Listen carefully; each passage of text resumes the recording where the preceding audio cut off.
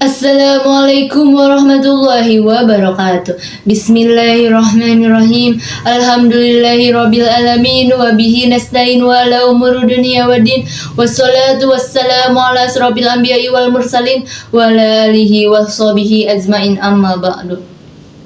Pertama-tama marilah kita panjatkan puja-puji serta syukur kehadirat Allah Subhanahu wa taala yang telah memberikan kita beribu-ribu nikmat, di antaranya nikmat iman, Islam serta ihsan.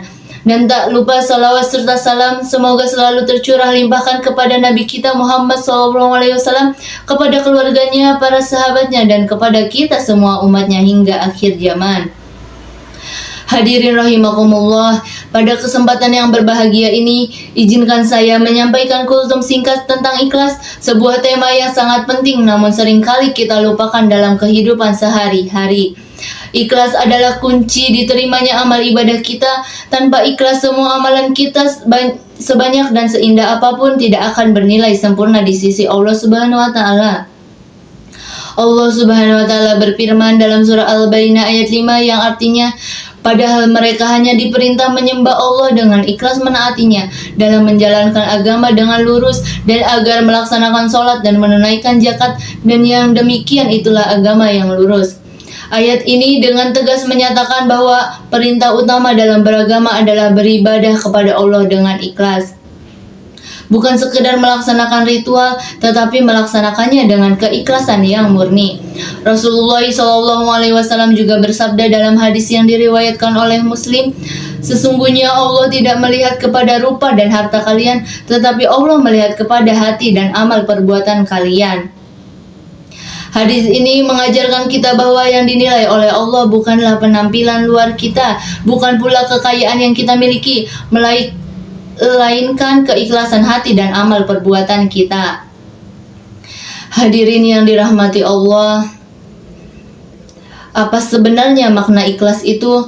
Ikhlas artinya melakukan sesuatu semata-mata karena Allah, tanpa mengharap pujian, penghargaan, atau imbalan apapun dari manusia. Ikhlas adalah ketika kita beramal hanya untuk mencari ridha Allah, tanpa menginginkan pujian duniawi sedikit pun.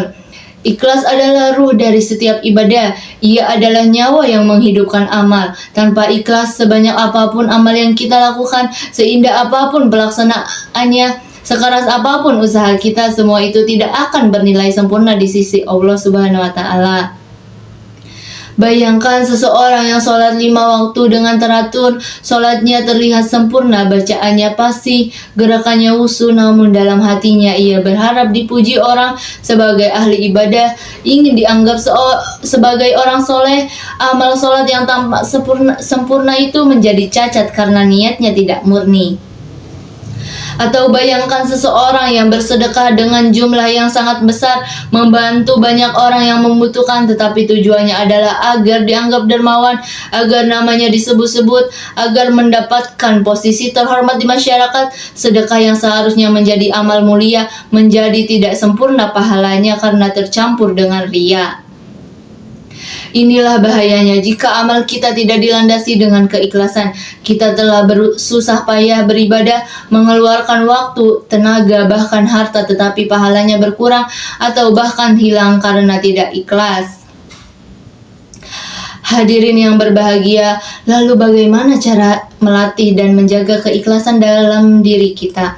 Ini adalah pertanyaan yang sangat penting, karena ikhlas bukanlah sesuatu yang mudah dicapai. Ikhlas membutuhkan latihan, perjuangan, dan istiqomah. Yang pertama, selalu perbaiki dan luruskan niat sebelum melakukan amal apapun. Sebelum sholat, sebelum bersedekah, sebelum menolong orang, tanyakan pada diri sendiri, apakah saya melakukan ini karena Allah atau karena ingin dilihat dan dipuji orang lain? Jika niat mulai menyimpang, segera luruskan kembali. Ingatlah bahwa pahala amal sangat bergantung pada niat kita. Yang kedua, hindari riya atau pamer amal ibadah. Jaga amal ibadah kita dan tidak perlu menceritakan kepada orang lain kecuali memang ada manfaat untuk mengajak mereka berbuat baik atau ada kebutuhan syar'i. Rasulullah SAW mengajarkan kita untuk menyembunyikan amal kebaikan kita sebagaimana kita menyembunyikan aib kita. Yang ketiga, perbanyak amal yang tersembunyi, amal yang tidak diketahui oleh siapapun kecuali Allah. Salat malam ketika semua orang tertidur, sedekah diam-diam tanpa diketahui orang lain, zikir dalam hati, istighfar di sepertiga malam. Amal-amal seperti ini melatih kita untuk beribadah murni karena Allah, tanpa ada kemungkinan untuk riya. Yang keempat, berdoa kepada Allah agar diberikan hati yang ikhlas. Para ulama mengatakan bahwa ikhlas adalah karunia dari Allah yang harus kita minta dengan sungguh-sungguh. Kita tidak bisa mencapai ikhlas dengan kemampuan kita sendiri. Kita butuh pertolongan Allah, maka berdoalah seperti doa yang diajarkan oleh ulama salaf. Ya Allah, jadikanlah amalku ini murni karenamu, dan janganlah engkau jadikan padanya bagian untuk seorang pun. Yang kelima, ingatlah selalu bahwa hanya Allah yang mengetahui isi hati kita. Manusia hanya bisa melihat penampilan luar kita, tetapi Allah Maha mengetahui niat dan maksud sesungguhnya yang tersimpan di dalam hati. Manusia bisa tertipu dengan penampilan, tetapi Allah tidak bisa ditipu. Cukuplah Allah sebagai saksi atas setiap amal yang kita lakukan. Yang keenam, renungkan kematian dan hari akhir. Ketika kita mengingat bahwa suatu saat kita akan mati dan menghadap Allah, ketika kita membayangkan pengadilan di hari kiamat di mana semua amal kita akan ditimbang, maka kita akan lebih berhati-hati dalam menjaga keikhlasan. Pujian manusia tidak akan ada artinya di akhirat. Yang bermanfaat hanyalah amal yang ikhlas karena Allah. Hadirin yang berbahagia, ikhlas bukan berarti kita tidak boleh merasa senang ketika dipuji. Yang dilarang adalah melakukan amal karena mengharap pujian itu. Jika pujian datang setelah kita beramal dengan ikhlas, para ulama mengatakan itu adalah busyra atau kabar gembira bagi mukmin. Ikhlas adalah proses, bukan pencapaian instan. Kita perlu terus melatih dan menjaganya setiap hari. Dalam setiap amal sekecil apapun itu, hadirin rahimakumullah, marilah kita mulai dari hal-hal sederhana. Ketika kita sholat, niatnya hanya untuk Allah. Ketika bersedekah, sebagaimana sabda Rasulullah SAW tentang bersedekah, yang paling utama adalah yang diberikan dengan sembunyi-sembunyi. Ketika berbuat baik kepada tetangga semata karena perintah Allah.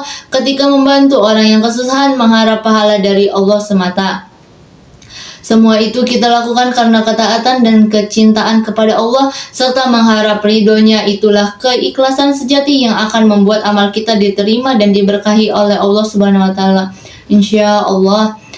Semoga Allah memberikan kita hati yang ikhlas, menjadikan setiap amal kita bernilai ibadah, dan memasukkan kita ke dalam golongan hambanya yang muslihin, yang beramal dengan ikhlas. Amin ya rabbal alamin. Demikian yang dapat saya sampaikan, semoga bermanfaat dan menjadi pengingat bagi kita semua. Mohon maaf atas segala kekurangan dan kesalahan dalam penyampaian. Wabillahi taufiq wal hidayah. Wassalamualaikum warahmatullahi wabarakatuh.